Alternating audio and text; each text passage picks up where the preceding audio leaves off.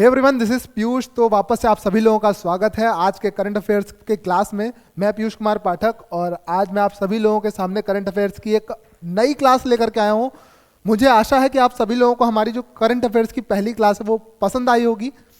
और आज हम लोग अपनी क्लास सेकंड स्टार्ट करेंगे। 20 जनवरी का हमारा जो करंट अफेयर्स है उसको स्टार्ट करते हैं। तो चलिए बिना किसी देरी के हम लोग स्टार्ट करते हैं। तो आज का हमारा जो सबसे फर्स्ट क्वेश्चन है वो है, किसने कहा भारतीय राष्ट्रीय कांग्रेस एक भीख मांगने वाली संस्था है?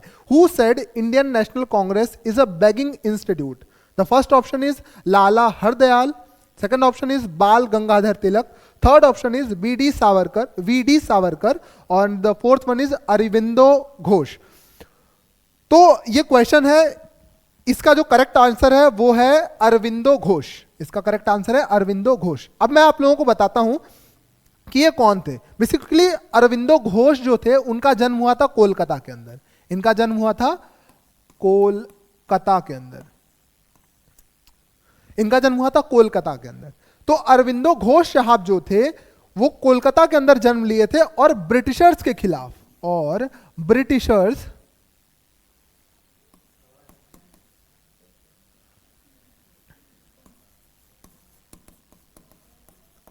ब्रिटिशर्स के खिलाफ स्वतंत्रता सेनानी के तौर पर जुड़े थे।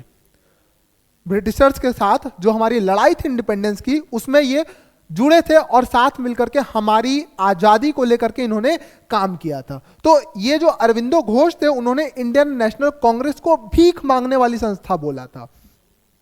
दूसरी बात ये यहां पर आती है कि जो अरविंदो घोष साहब है वो बाद में जो हो गए वो कन्वर्ट हो गए, मतलब अपने आप को एक सन्यासी बना लिया। उन्होंने अपने आप को क्या बना लिया? एक सन्यासी, ऋषि बन गए वो। और स्पिरिचुअल ग्रोथ के लिए, यानी जो हमारी जो भगवान के प्रति जो हमारी सोच होती है, जो एक स्पिरिचुअल स्पेस होता है, उसके अंदर एक अच्छा खासा योगदान दिया था ताकि ह्यूमन सिविलाइजेशन की प्रोग्रेस हो सके। और बेसिकली ये बहुत नामी व्यक्ति थे, ये फिलोसोफर भी थे और ये एक बहुत अच्छे पोएट भी थे। इनके बहुत सारे पोएम्स भी बहुत फेमस हुई हैं। तो जो हमारा पहला क्वेश्चन वही था कि भारतीय राष्ट्रीय कांग्रेस एक भीख मांगने वाली संस्था है। इसको हम लोग किसने बोला था? अरविंदो घोष साहब ने बोला था। इनका जन्म हुआ था कोलकाता के अंदर। ये अपने जीवन के लास्ट सालों में सन्यासी बन गए थे। चलिए आगे बढ़ते हैं, देखते हैं इसमें क्या लिखा है। अरविंदो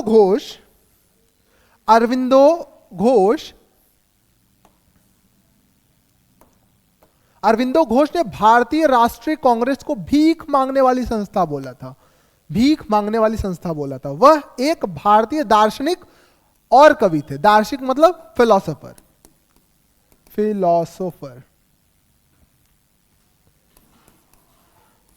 थे और कवि मतलब पोएट थे। तो जो ये थे वो बहुत अच्छे फिलोसोफर थे। वह ब्रिटिश शासन से स्वतंत्रता के लिए भारतीय आंदोलन में भी शामिल हुए थे। जो इंडियन इंडिपेंडेंस था, जो भारत को आजादी दिलाने के लिए जो हमारे बीच में आंदोलन चल रहा था हमारे देश के अंदर, उसके अंदर भी एक स्वतंत्रता सेनानी के तौर पर जुड़े थे। वह एक आध्यात्मिक सुधारक भी थे। जैसे मैंने आप लोगों को बताया, वो महर्षि बन गए थे बाद में, जिसने मानव प्रगति और आध्यात्मिक विकास पर अपने विचारों का परिचय दिया। Aurobindo Ghosh said Indian National Congress as a begging institute. He was an Indian philosopher and poet. He joined the Indian movement for independence from British rule. He became a spiritual reformer, introducing his vision on human progress and spiritual evolution. तो जो हमारा पहला question था, मैं इसीलिए चीजों को बार बार दोहराता हूं ताकि आपके दिमाग में जाकर के वो फिट हो जाए, आपको रिवीजन करने की भी जरूरत ना पड़े। इसीलिए मैं चीजों को बार बार रिपीट करने की कोशिश करता हूं। ठीक है भाई साहब, ये हमको समझ में आ गया सर। अगले क्वेश्चन की तरफ चलते हैं। अगला क्वेश्चन हमारी स्क्रीन पर ये रहा। निम्न में से कौन सी शक्ति प्रधानमंत्री से संबंधित नहीं है? कौन सी, ये जो हमारे पास चार ऑप्शन है, इसमें से कौन सी ऐसी शक्तियां हैं, कौन से ऐसे पावर्स हैं जो प्राइम मिनिस्टर के पास नहीं है? अब देखो, क्वेश्चन सॉल्व करते वक्त हमें ध्यान क्या देना चाहिए? हमें ध्यान ये देना चाहिए कि क्वेश्चन के अंदर बोला निम्न में से कौन सी शक्तियां प्रधानमंत्री से संबंधित नहीं है। अब व्यक्ति एग्जाम प्रेशर के अंदर करता क्या है कि ये नहीं है को भूल जाता है वो। और वो ऑप्शन को टिक कर देता है जो उसमें सही होता है। तो इससे होता क्या है, इससे बच्चे के मार्क्स कट जाते हैं और एट द एंड सिलेक्शन नहीं होता है। तो हमें ध्यान क्या देना है कि क्वेश्चन को बड़े ध्यान से पढ़ना है। हम 1 सेकंड लेट कर देंगे बट हम क्वेश्चन को गलत नहीं पढ़ेंगे, ठीक है। तो which of the following power does not belong to the prime minister. तो सबसे पहले इसमें बात, जो प्राइम मिनिस्टर होते हैं हमारे, जो प्राइम मिनिस्टर होते हैं हमारे, उसको प्रेसिडेंट चूज करते हैं। इंडिया के अंदर उसको प्रेसिडेंट चूज करते हैं। उसको कौन चूज करता है, प्रेसिडेंट चूज करते हैं, ठीक है भाई साहब। ऑब्वियसली लोकसभा और मतलब जो हमारा पार्लियामेंट होता है उसके अंदर उसके पास क्या होनी चाहिए, बहुमत होनी चाहिए। बहुमत होगी तभी जाकर के उसको उसी पार्टी में से चुना जाता है प्रेसिडेंट के द्वारा। तो जो ऑप्शन इज, हमारा क्वेश्चन क्या था, which of the following power does not belong to the prime minister, does not belong to prime minister, ठीक है। तो पहला ऑप्शन हमारे पास क्या है, advises president to appoint other ministers, अन्य मंत्रियों की नियुक्ति करने हेतु राष्ट्रपति को सलाह। क्या प्राइम मिनिस्टर अन्य मंत्रियों की नियुक्ति के लिए राष्ट्रपति को सलाह देते हैं? बिल्कुल देते हैं। ये तो भाई ये सही है। सही है मतलब ये नहीं कि इस क्वेश्चन का आंसर ये सही है, बट ये वाला, ये ऐसी पावर होती है प्राइम मिनिस्टर के पास, ठीक है भाई। हमें वो बताना है जो पावर नहीं होती है। सेकंड ऑप्शन क्या बोल रहा है, ये हमारा सही है। मंत्री परिषद की बैठक की अध्यक्षता, preside over the meeting of the council of ministers. जब भी मिनिस्टर्स की मीटिंग होती है ना, जितने भी मिनिस्टर होते हैं, जैसे मिनिस्टर ऑफ हमारे एक्सटर्नल अफेयर्स, डिफेंस हो गए, हमारे फॉरेन मिनिस्ट्री हो गई, इन सभी की जो भी मिनिस्ट्री होती है उन सबके बीच में जब बैठक बैठाई जाती है तो उसके बीच में अध्यक्षता कौन करता है, वो करते हैं हमारे प्राइम मिनिस्टर साहब। यानी उसके बीच में जो लीडर होते हैं वो कौन होते हैं, प्राइम मिनिस्टर साहब होते हैं, ठीक है भाई साहब। ये भी सही है, प्राइम मिनिस्टर करते हैं, ये भी आंसर सही है। थर्ड ऑप्शन इज मार्गदर्शिकाएं, निर्देश, नियंत्रण और सभी मंत्रालयों का समन्वय, guides, directs, controls and coordinates all ministers. क्या प्राइम मिनिस्टर का काम यह होता है कि जितने मिनिस्टर यहां पे बैठे हुए हैं सबको गाइड करे कि आपको ऐसे काम करना चाहिए, उनको कंट्रोल करना कि आप कुछ गलत काम कर रहे हो तो आप अच्छे तरीके से काम करो, इसको कौन देखता है, प्राइम मिनिस्टर देखता है। सही बात है भाई साहब। कोऑर्डिनेशन बैठाना सभी मिनिस्टर के साथ कि किसी को बुरा भी ना लगे कि हमारी जो पार्टी है, जो हमारी बहुमत है वो टूटे। तो प्राइम मिनिस्टर का काम यह होता है कि जितने भी मिनिस्टर हैं उनके ऊपर कंट्रोल करना, उनको गाइड करना, उनके साथ कोऑर्डिनेशन बैठा करके काम करवाना प्राइम मिनिस्टर का काम होता है भाई साहब। ये तो सही बात है। Third last option is appoints other ministers. क्या वो दूसरे मिनिस्टर को अपॉइंट कर सकता है क्या? नहीं नहीं नहीं नहीं, ये वाली पावर प्राइम मिनिस्टर के पास नहीं होती है। ये ऑप्शन गलत है। बट इस क्वेश्चन के हिसाब से जो हमारा ऑप्शन डी है वही करेक्ट होगा। यानी आप अगर एग्जाम के अंदर ये क्वेश्चन आएगा तो और आप ऑप्शन 4 चूज करोगे तब जाकर के आपको क्या होगा, नंबर पूरे मिलेंगे। तो which of the following power does not belong to prime minister, अन्य मंत्रियों की नियुक्ति करना प्राइम मिनिस्टर के पावर के अंदर नहीं आता है। भाई साहब बोलो यार, समझ आ रहा है नहीं आ रहा है? बिल्कुल सर समझ आ रहा है। आगे बढ़ते हैं, देखो इसके सॉल्यूशन में क्या लिखा हुआ है। प्रधानमंत्री की नियुक्ति राष्ट्रपति के द्वारा की जाती है। जैसे मैंने अभी आप लोगों को बताया कि प्राइम मिनिस्टर को कौन चूज करता है, प्रेसिडेंट चूज करता है। और अन्य मंत्रियों की नियुक्ति प्रधानमंत्री की सिफारिश पर राष्ट्रपति द्वारा की जाती है।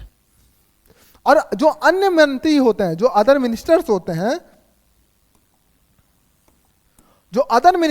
हैं, उनकी नियुक्ति प्रधानमंत्री की सिफारिश से होती है राष्ट्रपति के द्वारा। तो जो मिनिस्टर्स होते हैं उसको कौन चूज करता है भाई साहब, प्रेसिडेंट चूज करता है। तो प्रधानमंत्रियों की शक्तियां क्या क्या होती हैं? अन्य मंत्रियों की नियुक्ति करने हेतु प्रधानमंत्री राष्ट्रपति को सलाह देना कि भाई साहब इनको हमले कर लेना चाहिए, राष्ट्रपति को सलाह देते हैं वो, ठीक है। मंत्री परिषद की बैठक में अध्यक्षता करना, यानी जितने भी मिनिस्टर्स बैठे हुए हैं उन सबके बीच में एक अध्यक्ष का काम करने का काम कौन करता है भाई साहब, हमारे प्राइम मिनिस्टर करते हैं। सभी मंत्रालयों का मार्गदर्शन, निर्देशन, नियंत्रण और समन्वय, ये भी काम प्राइम मिनिस्टर का होता है। पद से इस्तीफा देकर मंत्री परिषद को भंग करना, यह भी एक तरीके का है कि भाई हमें नहीं करना तो मंत्री परिषद को भंग कर सकते हैं prime minister. The prime minister is appointed by the president and other ministers are appointed by the president on the recommendation of the prime minister. Powers of the Prime Minister includes: first, advises President to appoint other ministers; second, preside over the meeting of the Council of Ministers; third, guides, directs, controls and coordinates all ministers; and the last one is he can bring about the collapse of the Council of Ministers by resigning from the office. अरे बोलो यार, समझ में नहीं आता। बहुत easy है ये वाला क्वेश्चन सर, आगे बढ़ते हैं। बट हमें ध्यान क्या देना है इसके अंदर कि नहीं वाला ऑप्शन है, तो हमारा option 4 is correct one. Next question हमारा क्या आता है, ये तो बहुत सिंपल सा है, सब बच्चे कर लेंगे इसको। तो which of the following is India's second longest river? भाई साहब बताओ कौन सी हमारे हमारे इंडिया की लॉन्गेस्ट रिवर है, बताओ भाई। तो ऑप्शन क्या क्या दे रखा है इसमें, ध्यान से देखेंगे हम ध्यान से देखेंगे। इंडिया सेकंड लार्जेस्ट रिवर कौन सी है इंडिया की? फर्स्ट गंगा है क्या? सेकंड यमुना है क्या? थर्ड गोदावरी है क्या? The fourth is Krishna. मैं हिंट देता हूं, आप लोग एक बार गेस करना, नीचे कमेंट करके बताओ जरा सा कौन सा ऑप्शन इसका करेक्ट होगा। मैं हिंट देता हूं, अभी कुछ दिन पहले इसी नदी को लेकर के, जो भी करंट अफेयर्स फॉलो करते हैं वो फट से आंसर देंगे। अभी इसी नदी को लेकर के अभी बीच में लड़ाई भी चल रही थी दो स्टेट्स के बीच में। अभी हम लोग एक स्टेट तेलंगाना था और एक आंध्र प्रदेश था, तो इन दोनों के बीच में लड़ाई भी चल रही थी। अब तक तो आपको आंसर तक पहुंच जाना चाहिए। अरे बोलो यार, आ रहा है नहीं आ रहा है?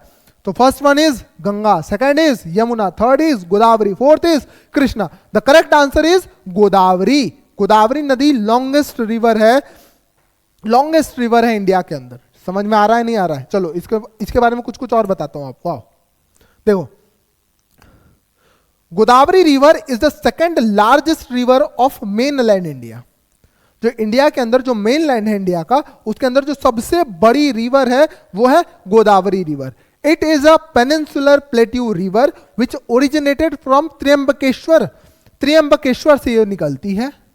ये रिवर कहां से निकलती है? गोदावरी त्र्यंबकेश्वर से निकलती है, जिसकी लंबाई है करीबन 1465 किलोमीटर, यानी 1465 यानी तकरीबन 1500 किलोमीटर इसकी लंबाई है। ये कहां कहां से निकलती है? देखो, त्र्यंबकेश्वर से निकलती है, तेलंगाना जाती है, तेलंगाना से आंध्र प्रदेश, आंध्र प्रदेश से जाती है छत्तीसगढ़, छत्तीसगढ़ से होते हुए जाती है उड़ीसा और जाकर के बंगाल की खाड़ी में क्या हो जाती है? समा जाती है। तो गोदावरी कहां से निकलती है? गोदावरी निकलती है महाराष्ट्र से, फिर जाती है तेलंगाना, फिर जाती है आंध्र प्रदेश, फिर जाती है छत्तीसगढ़ और फिर उड़ीसा जाकर के बे ऑफ बंगाल में यानी बंगाल की खाड़ी में जाकर के समा जाती है। अरे बोलो यार, समझ आ रहा है नहीं आ रहा? 1465 किलोमीटर लंबी होती है और मेनलैंड इंडिया की सबसे लॉन्गेस्ट रिवर में से एक है गोदावरी रिवर। ठीक है भाई साहब? अरे बोलो यार, नहीं समझ। The water allocation from river among the riparian state is governed by the Godavari water dispute tribunal. देखो ध्यान देना इस बात को। अब देखो थोड़ी सी बात मैं बताता हूं तुमको, देखो देखना ध्यान से सुनना। देखो, तेलंगाना और आंध्र प्रदेश के बीच में अभी थोड़े दिन पहले लड़ाई चली थी। क्या लड़ाई चली थी?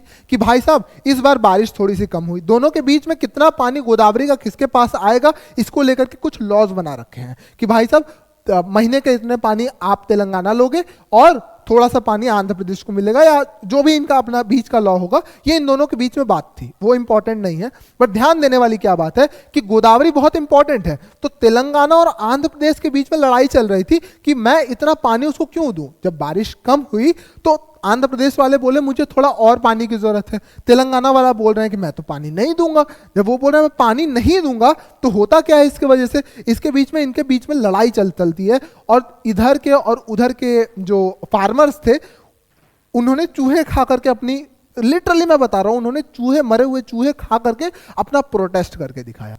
तो ध्यान देने वाली बात यह है कि इस पूरी बात को सुप्रीम कोर्ट में गई है और ये जो डिस्प्यूट है इसको Godavari water dispute tribunal handle करता है। बोलो यार, समझ में आया नहीं आया? तो ध्यान देने वाली बात है, गोदावरी नदी वाला ये वाला क्वेश्चन बहुत इंपॉर्टेंट है, हो सकता है आपके एग्जाम में देखने को आपको मिल जाए। अरे बोलो यार, नहीं आ रहा? क्या आ रहा है समझ में? आगे बढ़ते हैं भाई साहब। योनो, अरे ये तो सबको पता होगा। योनो किस बैंक द्वारा प्रदान किया गया एक एकीकृत डिजिटल बैंकिंग प्लेटफॉर्म है? YONO is an integrated digital banking platform offered by which bank? Punjab National Bank, Punjab National Bank. Second, भारतीय स्टेट बैंक, स्टेट बैंक ऑफ इंडिया। थर्ड, बैंक ऑफ इंडिया, बैंक ऑफ इंडिया। ओरिएंटल बैंक ऑफ कॉमर्स, ओरिएंटल बैंक ऑफ कॉमर्स। बताओ यार कौन सा आंसर सही है? जिनके पास भी स्टेट बैंक ऑफ इंडिया का खाता होगा, जिनके पास भी स्टेट बैंक ऑफ इंडिया का खाता होगा और एंड्रॉयड फोन होगा, उनको पता होगा कि उनके ऐप में उनके मोबाइल के अंदर एक ऐप होगा योनो नाम से। योनो नाम से। योनो का फुल फॉर्म होता है यू ओनली नीड वन, ये फुल फॉर्म है आपके योनो का। You only need one. तो YONO is an integrated digital banking platform offered by which bank? The State Bank of India. इसको हमारे जो लेट अरुण जेटली साहब तो 2017 में इसको स्टार्ट किया था, इस बैंक को, सॉरी इस सेवा को, योनो को। ये एक बेसिकली ऐप है जो आपके iOS में भी है और आपके एंड्रॉइड फोन के अंदर भी है। तो YONO you only need one, इस नाम से जो हमारा ये है बैंक का ऐप है, जो स्टेट बैंक ऑफ इंडिया के जितने भी खाता धारक होते हैं, जो अकाउंट होल्डर्स होते हैं, उनके पास ये होता है। अरे बोलो यार, समझ में आ रहा है नहीं आ रहा है? बहुत सिंपल सा क्वेश्चन था। तो योनो किस बैंक का प्रदान किया गया है? एकीकृत यानी डिजिटल बैंकिंग प्लेटफॉर्म है। तो ये है भाई साहब आपका कौन सा? ये आपका है bank of, sorry state Bank of India. अरे बोलो यार, आगे बढ़ते हैं। देखो, the YONO is an integrated digital platform of SBI bank, यानी स्टेट बैंक ऑफ इंडिया का एक जो बैंक है, उसका एक इंटीग्रेटेड डिजिटल प्लेटफॉर्म है। ठीक है, डिजिटल प्लेटफॉर्म है। इट वॉज रिलीज इन नवंबर 2017 में बाय लेट अरुण जेटली साहब। अरुण जेटली साहब ने इसको स्टार्ट किया था 2017 में, इसको लॉन्च किया था उस वक्त। It is offered as smartphone application to both, Android में भी उपलब्ध है और iOS में भी उपलब्ध है। YONO offers services from over 60 e commerce companies, यानी 60 अलग अलग जो ऑनलाइन कंपनीज है वो इसके साथ जुड़ी हुई है। Some features of YONO app is instant account opening. अगर आपको अकाउंट ओपन करना है तो आप अकाउंट तुरंत ओपन कर सकते हो। आपको ऑनलाइन शॉपिंग करनी है, आप योनो में जाओ, वहां से ऑनलाइन शॉपिंग कर सकते हो। किसी भी चीज का आपको सोल्यूशन चाहिए, आपको कोई क्वेरी है, तो आप जाकर के योनो से चीजों को ठीक कर सकते हो। तो ये एक बहुत ही अच्छा डिजिटल प्लेटफॉर्म है जो स्टेट बैंक ऑफ इंडिया के द्वारा स्टार्ट किया गया था। बोलो यार, समझ में आ रहा है नहीं आ रहा है? बहुत अच्छा सर, आगे बढ़ते हैं। अगला क्वेश्चन हमारी स्क्रीन पर आने वाला है, ध्यान से सब लोग उसका आंसर करेंगे। The next question is this is very important question, मुझे लगता है कि ये बहुत महत्वपूर्ण सवाल है। तो the question is rhizobium bacteria plays an important role in which of the following? In which of the following rhizobium bacteria plays an important role? Rhizobium bacteria निम्नलिखित में से किसमें महत्वपूर्ण भूमिका निभाता है? The option is carbon cycle, the option B is oxygen cycle, option C is nitrogen cycle and option D is sulphur cycle. तो इसका जो आंसर, करेक्ट आंसर है, वो हमको लगता है कि आप सभी लोगों को पता होगा। इसका करेक्ट आंसर है नाइट्रोजन साइकिल। तो नाइट्रोजन साइकिल बहुत महत्वपूर्ण रोल प्ले करता है राइजोबियम बैक्टीरिया को। राइजोबियम बैक्टीरिया बहुत इंपॉर्टेंट रोल प्ले करता है नाइट्रोजन साइकिल में। नाइट्रोजन साइकिल का होता है भाई साहब, ध्यान से देखो, हमारी यह है पृथ्वी, ये हमारी क्या है? पृथ्वी है। ठीक है भाई साहब, तो पृथ्वी के चारों तरफ इसका क्या है? एटमॉस्फेयर भी है। ये क्या है? इसका एटमॉस्फेयर। एटमॉस्फेयर मतलब जो भी गैसेस हैं, जो भी हमारी लेयर्स है, जैसे ओजोन लेयर हो गया, ये सारी लेयर्स हैं इसके ऊपर। ठीक है सर, तो इसके अंदर मैक्सिमम अमाउंट में क्या प्रेजेंट होता है? कौन सी गैस प्रेजेंट होती है? हमें पता है इसके अंदर कौन सी गैस प्रेजेंट होती है? नाइट्रोजन गैस प्रेजेंट होती है, जिसको हम लोग N2 से डिनोट करते हैं, नाइट्रोजन। ठीक है, अब हम सभी लोगों को ये बात पता है कि हमारी जो बॉडी है, उसके अंदर प्रोटीन की जरूरत होती है, बहुत लंबे लंबे फैट्स की जरूरत होती है। ठीक है, बहुत लंबे लंबे प्रोटीन्स की चेन्स की जरूरत होती है। तो उन सभी के लिए नाइट्रोजन एक बहुत इसेंशियल एलिमेंट होता है। नाइट्रोजन एक बहुत ही इसेंशियल यानी बहुत महत्वपूर्ण इसेंशियल एलिमेंट होता है, एक बहुत ही महत्वपूर्ण एलिमेंट होता है। और इस एलिमेंट को इस नाइट्रोजन को एटमॉस्फेयर से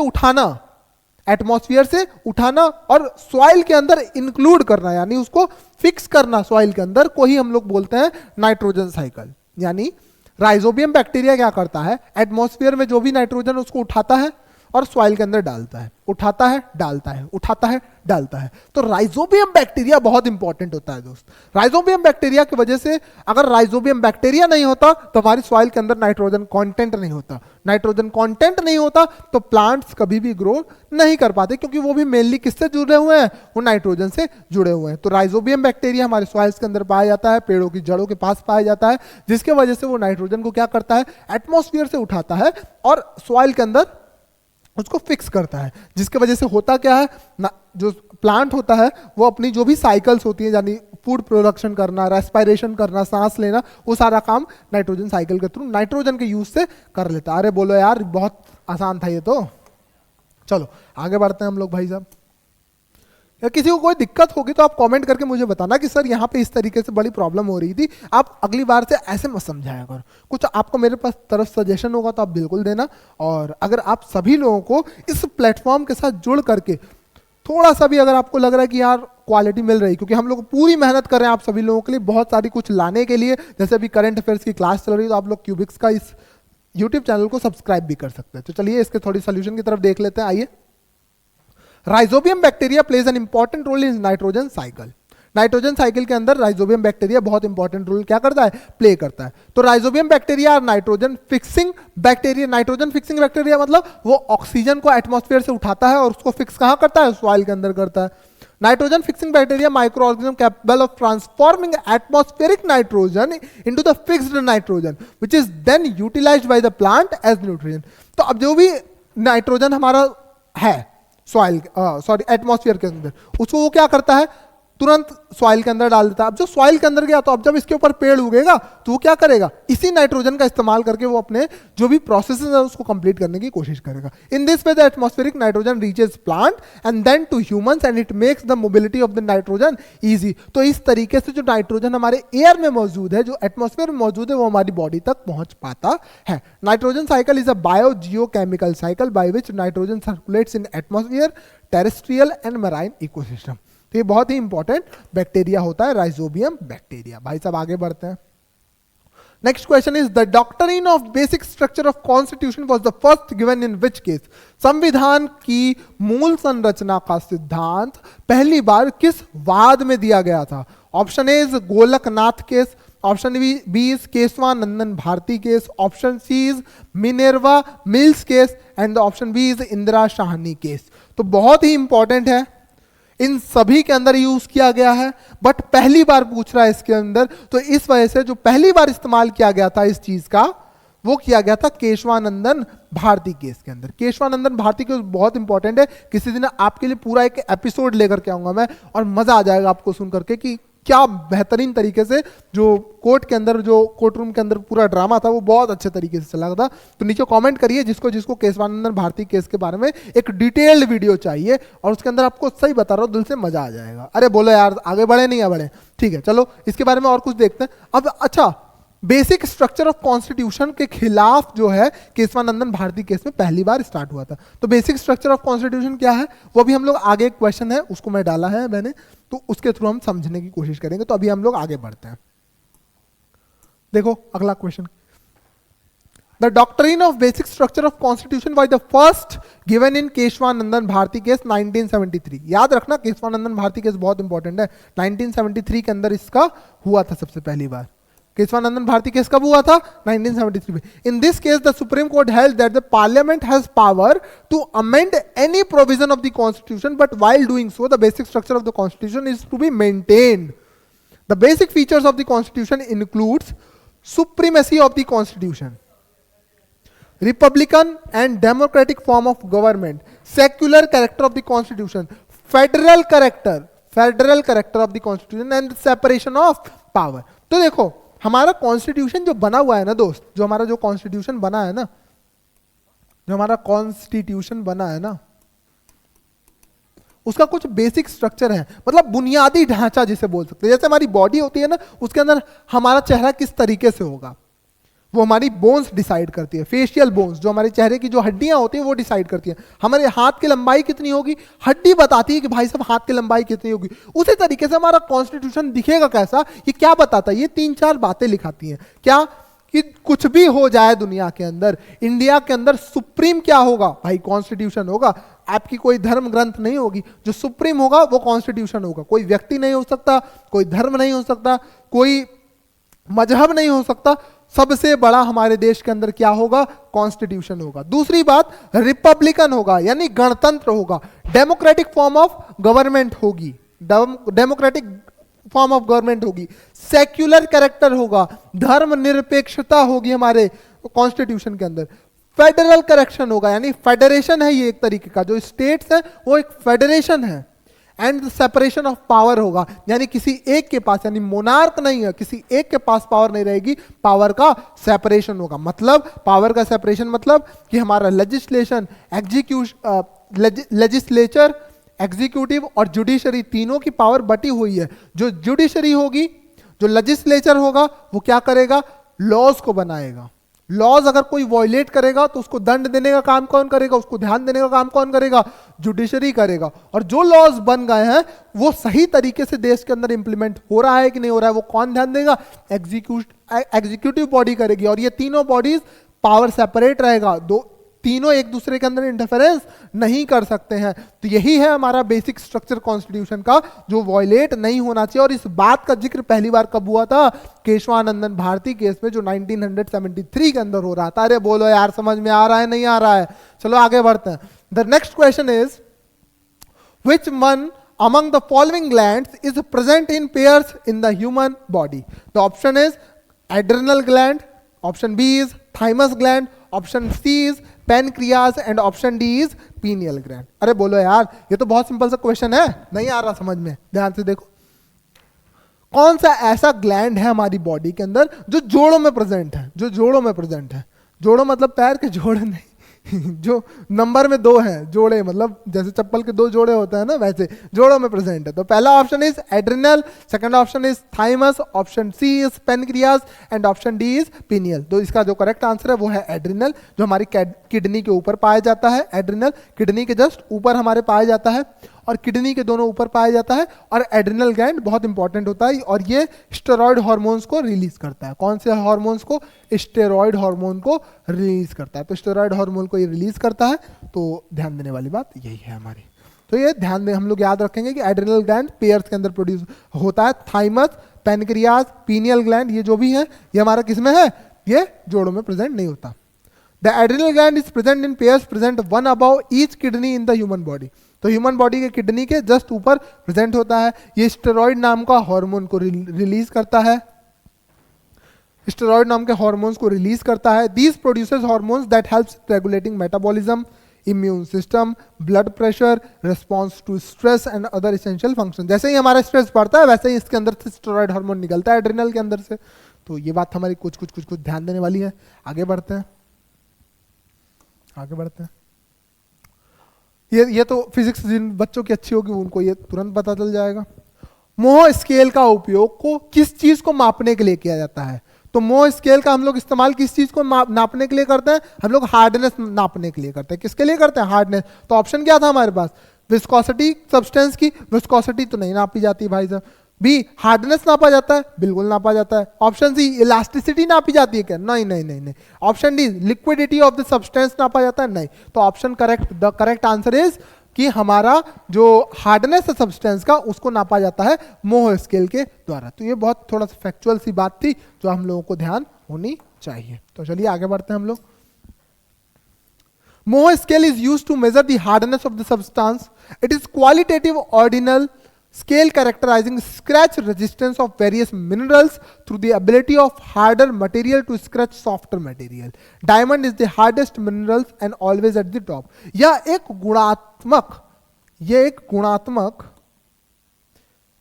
गुणात्मक क्रमिक स्केल है जो विभिन्न खनिजों पर खरोंच प्रतिरोध के माध्यम से कठोर सामग्री से नरम सामग्री को चिन्हित करता है। जैसे ये एक ऐसा स्केल है, एक ऐसा स्केल। तो यहां पर स्केल के अंदर जो सबसे ज्यादा हार्ड होगा उसको रखा जाएगा और जो सबसे ज्यादा सॉफ्ट होगा वो इसको रखा जाएगा। तो इस स्केल के अंदर हार्ड, तो यहां पर हमेशा होता है डायमंड।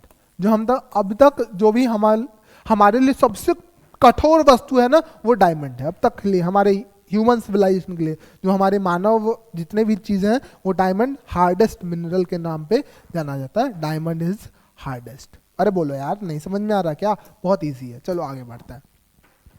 देखो क्वेश्चन क्या दे रखा है। विच of the following is the site of cellular respiration? Cellular respiration हमें पता है ना, सांस लेना। रेस्पिरेशन हमें पता है ना, इनहेलेशन एंड एक्सहेलेशन। राइटिंग के लिए थोड़ा माफ करना दोस्त, बट क्या कर सकते, थोड़ा सा आप मैनेज करो, थोड़ा सा मैं करता हूँ।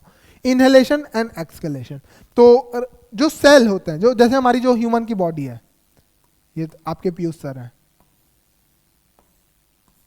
ये आपके पीयूष सर है, मगर आपके पीयूष सर के हाथ इतने पतले नहीं है, पैर भी नहीं, तो चलिए चलिए जल्दी जल्दी बात नहीं करते हम।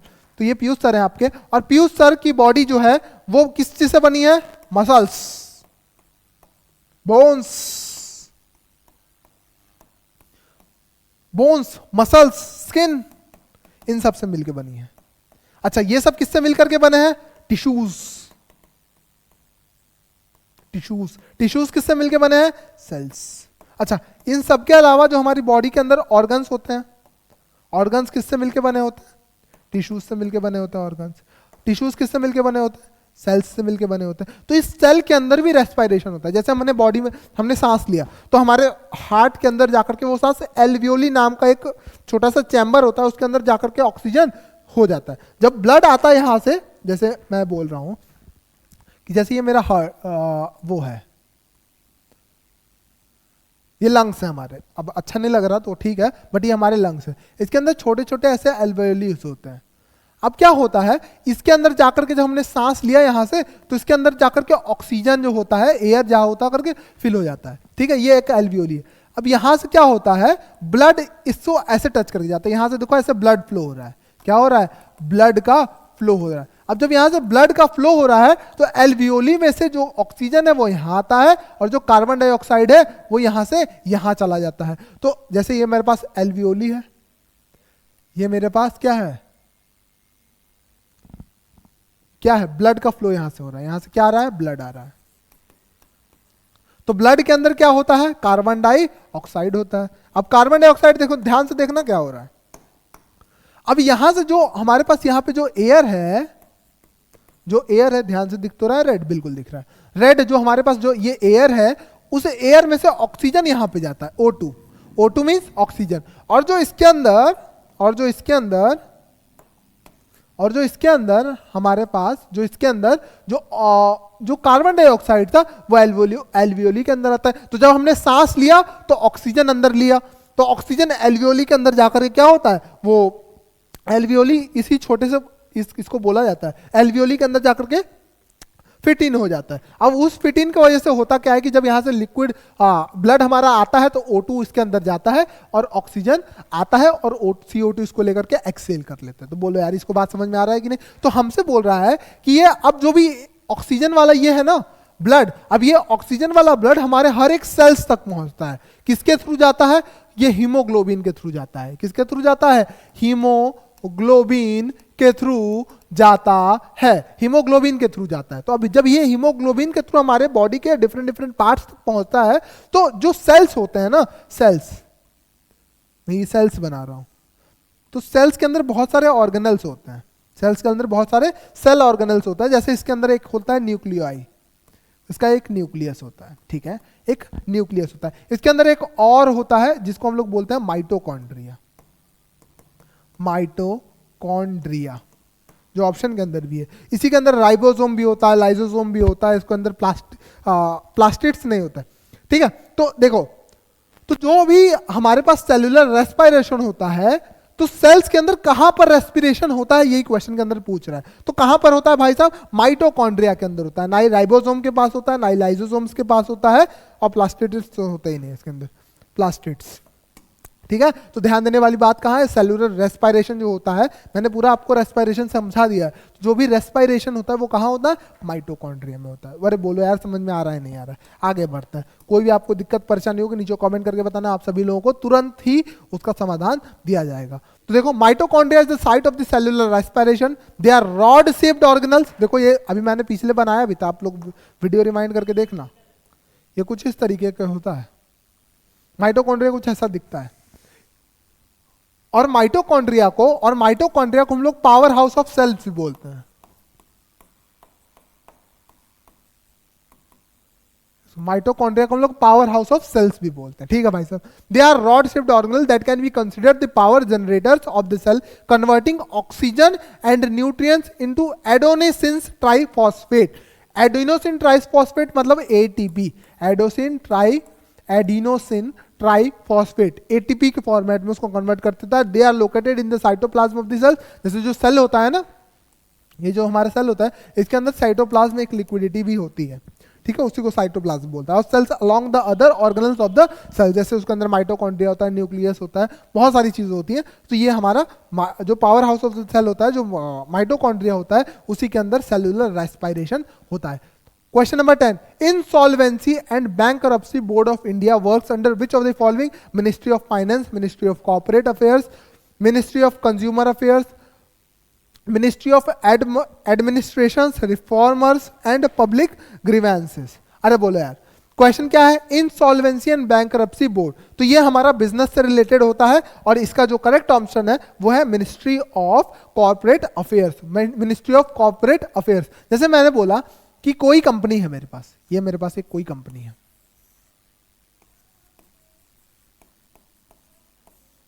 अब कंपनी के पास कितना बैंकरप्सी है, बैंकरप्सी मतलब कितना उसके पास पैसा है, क्या वो खत्म तो नहीं हो गया उसका पैसा? क्यों? क्योंकि उससे जुड़े हुए बहुत सारे एम्प्लॉय भी हैं। तो उसको ध्यान देने वाली बात जो होती है वो ये बोर्ड ऑफ इंडिया करता है, ये बोर्ड ऑफ इंडिया करता है। जैसे इसके अंदर बहुत सारे छोटे छोटे और भी ग्रुप्स भी होते हैं। तो ये जो बोर्ड ऑफ इंडिया होता है ये बताता है कि मिनिस्ट्री ऑफ कॉर्पोरेट अफेयर्स जो होती है वो इसको डील करता है। तो बेसिकली ये एक स्टैट्यूटरी बॉडी है, statutory body, statutory body, statutory body. Statutory body बहुत इंपॉर्टेंट वर्ड है, ध्यान देने वाली बात यह है कि ये वो बॉडीज होती हैं जो हमारे कॉन्स्टिट्यूशन के कोड से मिलकर बनी होती हैं। यानी कॉन्स्टिट्यूशन हमारे संविधान के अंदर कुछ ना कुछ उनके बारे में लिखा होता है पहले से, उसके बाद वहां से दिख करके मिलती हैं। तो स्टैट्यूटरी बॉडी जो हमारी होती है वो insolvency and bankruptcy board of India statutory body होती है। और ये किसके अंतर्गत आती है? कॉर्पोरेट अफेयर्स के अंतर्गत आती है। तो नेक्स्ट क्वेश्चन की तरफ बढ़ते हैं हम लोग। Next question is the book titled Vijayant at Kargil the life of a Kargil hero has recently release. अभी जस्ट रिलीज हुई है, इसको कितने किया है? अब देखो 1999 में हमारे पास क्या हुआ था? कारगिल का वॉर हुआ था,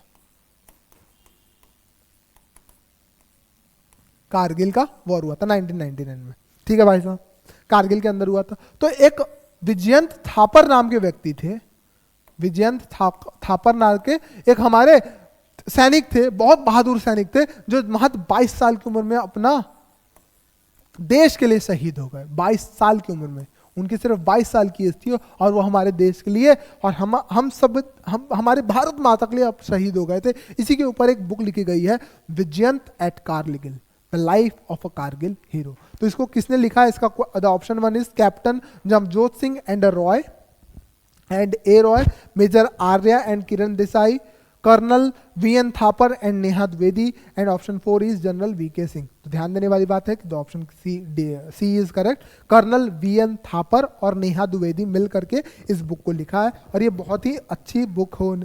आई थिंक मैंने तो पढ़ी नहीं है बट मुझे जरूर लगती है कि बहुत अच्छी बुक होगी, क्योंकि अभी देखो आपने शेरशाह मूवी आई थी, ध्यान देखा था आपने? शेरशाह मूवी में भी देखा गया था कि उसके अंदर भी हमारे कारगिल हीरो के बारे में बनाई गई थी। तो हो सकता है आने वाले टाइम में इस बुक के ऊपर भी मूवी आपको देखने को मिल जाए। चलिए नेक्स्ट क्वेश्चन के ऊपर आता है, नेक्स्ट क्वेश्चन के ऊपर आता है। The book title Vijayant at Kargil the life of Kargil The Life of a Kargil Hero is authored by Colonel V.N. Thapar and Neha Dwivedi. The book is based on the life story of the Kargil mayor, Captain Vijayant Thapar. Vijayant Thapar was commissioned into the Indian Army on 12th December 1998. He laid down his life at the age of 22 on June 29, 1999 during the Kargil Wars Knowles assault. ठीक है भाई साहब, बहुत दुख की बात है। चलिए आगे बढ़ते हैं। Which of the following is the brightest star in the sky? ये तो बहुत सिंपल से क्वेश्चन है। North Star, Canopus, Sirius and Pollux. तो इसका करेक्ट आंसर है सीरियस। तो ये इसमें कुछ बताने लायक है भी नहीं, ये बहुत फैक्चुअल सी बात है। जो सबसे निम्न में से कौन सा आकाश का सबसे चमकीला तारा है? तो चमकीला तारा होता है सीरियस। ध्यान देने वाली बात ये है। चलिए आगे बढ़ते हैं। नेक्स्ट क्वेश्चन, हाँ इसको पढ़ लेते हैं एक बार हम लोग। The brightest star in the sky is Sirius. It is also known as the Dog Star. It is a binary star in the constellation Canis Major. यह नक्षत्र कैनियस मेजर में से एक दूसरे के इर्द गिर्द घूमता हुआ युग्मित स्टार है। ठीक है भाई साहब, आगे बढ़ते हैं। ठीक है, हो गया। विच of the following deals with the amendment of the constitution. अब ध्यान देने वाली आपको मैं यहाँ पे क्वेश्चन बताता हूँ। देखो अमेंडमेंट क्या होता है? अमेंडमेंट मतलब बदलाव, संशोधन करना, संशोधन करना। तो हमारा जो कॉन्स्टिट्यूशन है ना, जो हमारा कॉन्स्टिट्यूशन है उसको ऑर्गेनिक बोला गया है। ऑर्गेनिक मतलब इसके अंदर लाइफ है, यानी ये समय के साथ बढ़ता चला जाता है। तो हमारा जो कॉन्स्टिट्यूशन होता है वो ऑर्गेनिक होता है और इसके अंदर संशोधन की हमेशा गुंजाइश रहती है। तो ये पूछ रहा है कि हमारे कॉन्स्टिट्यूशन के अंदर संशोधन करने के लिए कौन सा ऐसा हमारा आर्टिकल है जो ध्यान देता है। तो article 356 in part 11, article 368 in part 14, article 356 in part 17 and article 368 in part 20। तो जो इसका करेक्ट आंसर है वो पार्ट 20 है। पार्ट 20 ऑफ आर्टिकल 368 बताता है कि हम अपने कॉन्स्टिट्यूशन के अंदर अमेंडमेंट कर सकते हैं। तो अब आपके दिमाग में क्वेश्चन आ रहा होगा कि क्यों अमेंडमेंट करना है, वाई अमेंडमेंट, अमेंडमेंट क्यों करना है? अमेंडमेंट करना है क्योंकि जब कॉन्स्टिट्यूशन हमारा बना था तब ऐसी तो बात नहीं है कि सारा कुछ हमारे पास अवेलेबल हो कि आने वाले टाइम में क्या होने वाला है। अब जैसे आपको एग्जांपल देता हूं, जैसे एआई हो गया। अब एआई के बारे में 1947 में 1945 में किसको पता था? किसी को नहीं पता था कि एआई आने वाला है। तो जब एआई आया है तो इसको रेगुलेट करने के लिए कुछ तो रूल्स होने चाहिए, और ये रूल्स बनेंगे कैसे? वही रूल हमारे देश के अंदर पालन किए जाएंगे जो कॉन्स्टिट्यूशन के अंदर लिखा होगा। तो कॉन्स्टिट्यूशन के अंदर कब लिखा जाएगा? जब संशोधन होगा, जब अमेंडमेंट होगा। तो इसके लिए अमेंडमेंट बहुत ज्यादा इंपॉर्टेंट हो जाती है। तो अमेंडमेंट किस आर्टिकल में बोला गया? Article 368 in part 20। चलिए आगे बढ़ते हैं हम लोग क्वेश्चन। तो part 20 of Indian constitution deals with the amendment to the constitution. Article 368 Bharat के संविधान का भाग 20 में अनुच्छेद 368 संविधान में संशोधन से संबंधित बात करता है। संवैधानिक संशोधन की प्रक्रिया दक्षिण अफ्रीका से ली गई है। जैसे हमारा जो कॉन्स्टिट्यूशन है ना, जो हमारा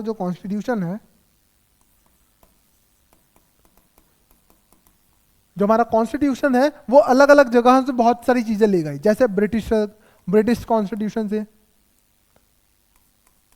ब्रिटिश कॉन्स्टिट्यूशन से बहुत चीजें ली गई, यूएस से ली गई, फ्रांस से ली गई। तो बहुत सारी जगहों से लिया गया और हमारा एक देश बनता है। उसी तरीके से जो संशोधन है हमारे कॉन्स्टिट्यूशन के अंदर, उसको साउथ अफ्रीका से लिया गया, यानी दक्षिण अफ्रीका से लिया गया।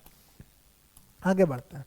भारत में गोल्ड के कितने एरियाज हैं? एक तो सबको पता होगा केजीएफ, एक तो Kolar golden fields, gold mines, KGF, ये तो सबको पता होगा, मूवी भी आई थी। There are how many gold areas in India? तो टोटल 3 है हमारा। ये केजीएफ हमारा कहाँ है? कर्नाटका के अंदर है। आगे चलिए, अभी मैं इसके बारे में बताता हूँ तीनों कौन कौन से हैं। तो पहला है हमारा Kolar gold field, Kolar district के अंदर। हुट्टी गोल्ड फील्ड इन रायचूर डिस्ट्रिक्ट में, दोनों कर्नाटका के अंदर है। तो कर्नाटका हमारा क्या हो जाता है? Highest gold producer of India.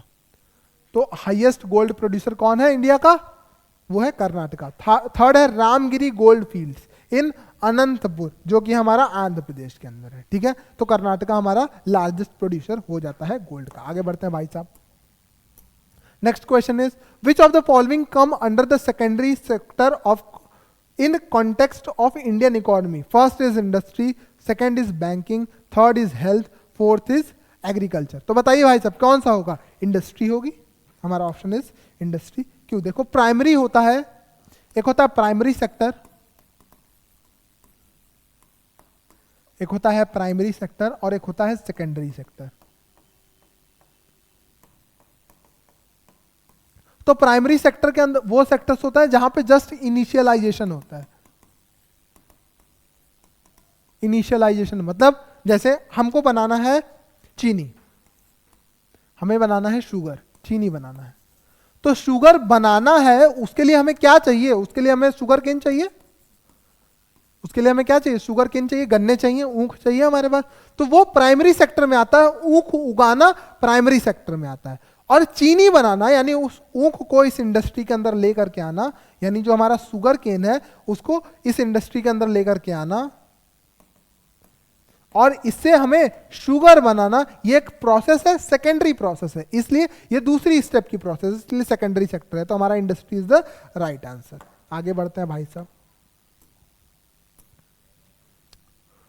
Secondary sector involves the industrial producer. द्वितीयक क्षेत्र में औद्योगिक उत्पादन शामिल है। औद्योगिक गतिविधियां प्राथमिक क्षेत्र में उत्पादित सामग्रियों का उपयोग करती हैं और उपभोग के लिए अंतिम उत्पाद तैयार करती हैं। इस प्रक्रिया में यह विभिन्न पैमानों पर, बड़े पैमाने पर रोजगार पैदा करता है। इससे हमारे पास एम्प्लॉयमेंट भी जनरेट होता है। इससे हमारे पास क्या होता है? एम्प्लॉयमेंट भी जनरेट होता है। तो क्या प्राइमरी सेक्टर में नहीं होता है सर? उसमें भी होता है, बट इसमें क्या होता है? ज्यादा होता है in comparison to primary sector. चलिए भाई साहब आगे बढ़ते हैं। Question number 16, what is the full form of PCA? A tool to maintain the financial position of the bank. अब जैसे मैं आपको इसमें एक बात बताता हूं, तो ऑप्शन पहले पढ़ लेते हैं। Prompt collective action, prompt collective action, prompt corrective action, possible corrective action, possible collective action. तो इसका जो होता है फुल फॉर्म होता है प्रॉम्प्ट करेक्टिव एक्शन। देखो ध्यान से सुनो, जैसे मेरे पास ये बैंक है, ठीक है, बैंक पे के पास होता क्या? ध्यान से सुनना, ये कहानी बहुत जगह इस्तेमाल आएगी। ये यहां पर हमारी जनता है, ये बहुत सारे लोग हैं। ये क्या करते हैं? ये करते क्या है? बैंक के पास जाते हैं पैसा लेकर के और कहते हैं भाई साहब मेरा आप पैसा रख लो, और क्योंकि मेरे घर में इतनी जगह नहीं है, ठीक है। बैंक बोलता है ठीक है ले आइए, मैं आपका पैसा रख लेता हूं। अब बैंक ये पैसा रख करके करेगा क्या? उसका चार्ज तो डालेगा नहीं। वो करता क्या है कि यहां पर कुछ लोगों को वो क्या देता है, यहां पे कुछ और लोग होते हैं, यही पैसा उठा करके ये एज अ लोन इनको दे देता है। अब जब ये लोन देता है तो लोन जब इसको देता है तो ये बैंक को क्या देते हैं? इंटरेस्ट देते हैं। इंटरेस्ट मतलब क्या होता है भाई साहब? यानी ब्याज देते हैं। अब होता क्या है, बैंक ने तो पैसा इसके पास दे दिया, बट मान लो किसी दिन ये बंदा आकर के बोला भाई मेरा पैसा मुझे लाओ दो, तो बैंक बोलेगा भाई मैं तो इसको पैसा दे चुका हूं दूसरे को, कहां से पैसा ले आकर के इसको दूं। तो इसी चीज को रेगुलेट करने के लिए आरबीआई बीच में आता है। तो ध्यान से सुनना। तो अब होता क्या है ना कि जितना भी पैसा बैंक के पास आकर के डिपॉजिट हुआ वो पूरा लोन के तौर पर आरबीआई उसको बोलता है कि आप लोन नहीं दे सकते। क्यों? क्योंकि लोन ये ज्यादा से ज्यादा देना चाहता है ताकि इसकी ज्यादा से ज्यादा कमाई हो सके। तो आरबीआई को बोलता है, ये आरबीआई बैंक को बोलता है कि ठीक है भाई साहब, ये कभी भी हो सकता है कि हमारे सारे जो जितने लोग हैं वो आकर के आपसे पैसा वापस मांगे। बहुत सही, बिल्कुल भाई मांग सकते हैं। तो जब पैसा ये आप चाहते हैं कि ये आए तो इनको जितना पैसा वो चाह रहे हैं उनको वापस मिल जाए, तो आपके पास कुछ पैसा होना चाहिए। तो कह रहे हैं आपके पास जितना भी पैसा ये सभी लोग आकर के जमा करते हैं ना, आप सारा कुछ लोन में नहीं दे सकते हो, सारा आप लोन के तौर पे नहीं दे सकते हो। आपको कुछ पैसा अपने पास रखना है और जितना बाकी बचा हुआ पैसा है वो आप जाकर के लोन के तौर पे दे सकते हो। बिल्कुल कोई इसमें दिक्कत नहीं है, ठीक है। तो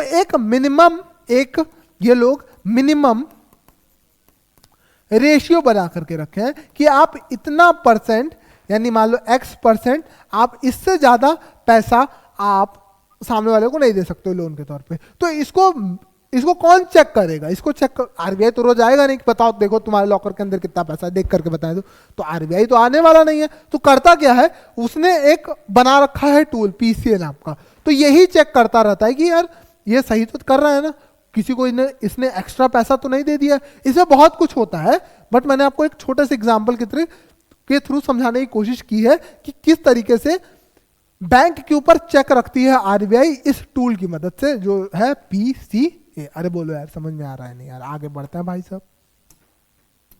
question number 17, dash was the Diwan of Travancore who led a revolt in 1803 and he was hanged publicly। कौन सा इनमें से कौन है ऐसे जिनको पब्लिकली फांसी पे चढ़ा दिया गया था और वो त्रावणकोट के दीवान थे? वो त्रावणकोट के क्या थे? दीवान थे। तो इसके जो करेक्ट ऑप्शन क्या क्या है? वीरा पांड्या, रानी चिन्नामना, सर थॉमस मुनरो, वेलु थाम्पी। तो इसका जो करेक्ट आंसर है वो है थेलू थाम्पी। ये प्राइम मिनिस्टर भी थे, पीएम थे वहां के। कहां के? त्रावणकोट के। त्रावणकोर के दीवान थे, यानी प्राइम मिनिस्टर भी थे ये, और इनको पब्लिकली टांग दिया गया था। इन्होंने क्या किया था ना, ब्रिटिश रूल के खिलाफ एक रिबेल स्टार्ट कर दिया था, एक विद्रोह शुरू कर दिया था, जिसकी वजह से ब्रिटिशर्स ने इनको पब्लिकली क्या किया, सूली पे चढ़ा दिया। ठीक है, तो ये थोड़ा फैक्चुअल से था, आगे बढ़ते हैं। क्वेश्चन नंबर 18, 1781 में ईस्ट इंडिया कंपनी के रेजिडेंट जोनाथन डंकन ने हिंदू कानून और दर्शन के अध्ययन के लिए डैश डैश डैश कॉलेज शुरू किया। Option first English, option B Tamil, option C Hindi, option D Sanskrit. Option D Sanskrit. जो संपूर्णानंद संस्कृत विद्यालय बनारस के अंदर है, उसी को इन्होंने स्टार्ट किया था, और उसके अंदर उन्होंने स्टार्ट किया था कि आप जाकर के हिंदू कानून और दर्शन को, यानी लॉ, हिंदू लॉ को और आप फिलॉसफी को यहां पे जाकर के सीख सकते हैं। किस लैंग्वेज के अंदर? संस्कृत के अंदर। तो ये बहुत एक अच्छा मूव था, जो आज भी बनारस के अंदर है। मैं तो जस्ट उसके बगल ही में रहता भी हूँ। ठीक है, आगे बढ़ते हैं।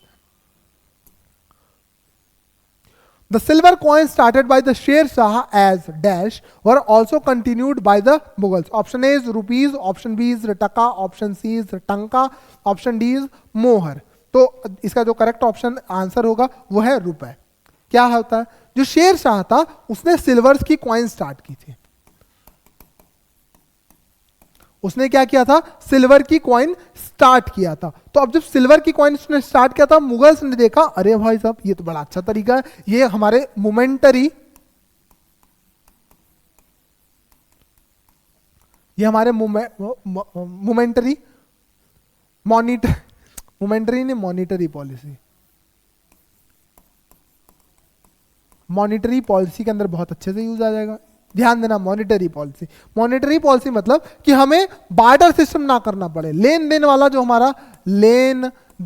हमारा काम है वो हमारा बंद होना चाहिए। लेन देन जो हमारा होना चाहिए वो मॉनिटरी पॉलिसी के अंतर्गत होना चाहिए, यानी हमने क्वाइन दिया, उसके बदले हमें कुछ सामान मिल रहा होगा। तो मुगल्स ने स्टार्ट किया था रुपीस के अंदर। जो क्वाइंस थी सिल्वर वाली, उसको तो ये रुपीस बोलते थे, और जो हमारी गोल्ड थी उसको ये क्या नाम है उसका, देखो आगे, उसको ये लोग बोलते थे मोहर। उसको ये लोग क्या बोलते थे, मोहर बोलते थे। तो ध्यान देने वाली बात यहां पर ये है। ठीक है भाई साहब, आगे बढ़ते हैं। क्वेश्चन नंबर 20 पे आता है। भारत के किस पूर्व प्रधानमंत्री को मरणोपरांत भारत रत्न से सम्मानित किया गया? ये तो सबको अच्छे से याद होगा, राजीव गांधी। भाई साहब इन्होंने अपने ही आपको बहुत दे रखे हैं। देखो 1884 से लेकर के 1889 तक बने थे ये प्राइम मिनिस्टर, 89 तक, और 91 में मनमोहन साहब की सरकार ने इनको क्या दे दिया, ग्रेटेस्ट, मरने के बाद भारत रत्न दे दिया, भारत रत्न से सम्मानित कर दिया 1991 के अंदर। तो ये हमारे राजीव गांधी साहब थे, इनको मिला था मरणोपरांत। ठीक है भाई साहब, आगे देखो। Rajiv Gandhi served as the 6th prime minister of India from 1984 to 1989। In 1991 the Indian government posthumously awarded Gandhi the Bharat Ratna. Bharat Ratna is the highest civilian award of the Republic of India instituted in 1954। अरे बोलो यार, ठीक है आगे बढ़ते हैं। Who laid the foundation of radio, telephone, telegraph and television in the future? First Albert Einstein, option B is Michael Faraday, option C is Henrik Rudolf Hertz, option D is Joseph John Thomson। तो कौन सा option सही होगा? ये हमको लगता है थोड़ा सा दिमाग भी लगाओगे इस तरीके के क्वेश्चन में तो आप आराम से कर ले जाओगे। तो इसका ऑप्शन सी इज, कैसे दिमाग लगाना है बताता हूं। इसका ऑप्शन ये सही है हमारे पास। कैसे? देखो ये सभी जो भी हमारे जितने भी ये सारे इंस्ट्रूमेंट है, ये किसके ऊपर बेस्ड होता है? ये फ्रीक्वेंसी के ऊपर बेस्ड होता है, यानी वेव्स के ऊपर, यानी वेव्स के ऊपर। और फ्रीक्वेंसी की जो यूनिट होती है, ऐसा यूनिट, वो होती है हर्ट्ज। तो आप दिमाग में लगा सकते थे कि हेनरिक रुडोल्फ हर्ट्ज को ने इसकी फाउंडेशन रखी थी, जो बहुत एडवांस और बहुत अच्छी चीज है, क्योंकि रेडियो, टेलीफोन और टेलीग्राफ ने हमारे ह्यूमन सिविलाइजेशन को बहुत ज्यादा एडवांस बना दिया है। ठीक है, आगे बढ़ते हैं। Question number 22. Which city has become the first city in India to measure its progress towards achieving sustainable development goal? देखो SDGs जो होते हैं ना, जो SDGs हैं वो सस्टेनेबल डेवलपमेंट गोल्स हैं जो यूनाइटेड नेशन ने दिया है। उन्होंने कुछ 19 गोल्स दिए हैं जो सबको फॉलो करने हैं, जो सबको अचीव करना है। तो भारत का पहला ऐसा शहर है भोपाल, भारत का पहला शहर है भोपाल जिसने एसटीडीज को टारगेट की मतलब फॉलो करने के लिए बहुत अच्छे तरीके से आगे बढ़ने की कोशिश की गई है, तो वो भोपाल है हमारा। तो ये ध्यान देना, एसटीडीज सेल्फ डेवलपमेंट जो गोल्स होते हैं, ये मैं आपको ये भी बता देता हूँ कि जो एसडीजीज होते हैं ना, एसडीजीज जो होते हैं इसके अंदर क्या क्या चीजें हैं, जैसे मैं एक दो बताता हूँ आपको। जैसे no hunger policy, no hunger policy. Option B is education, quality education मिलना। इसी तरीके से बहुत सारी चीजें इसके अंदर हैं, 19-20 चीजें हैं, और ये भोपाल ने अचीव करने की पूरी पूरी कोशिश की है। तो चलो आगे बढ़ते हैं। Bhopal in Madhya Pradesh has become the first city in India to adopt the localization of the United Nations mandated Sustainable Development Goals SDG.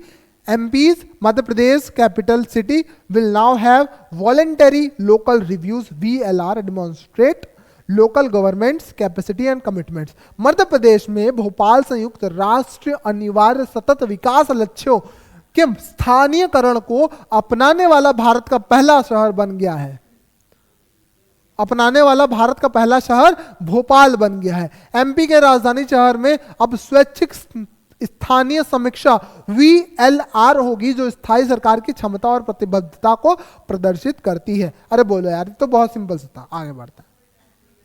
One of the largest skywalk bridges in India inaugurated recently, spanning 570 meters in length and 4.2 meters in width, was officially opened by Tamil Nadu Chief Minister M.K. Stalin. Where does the skywalk bridge connect?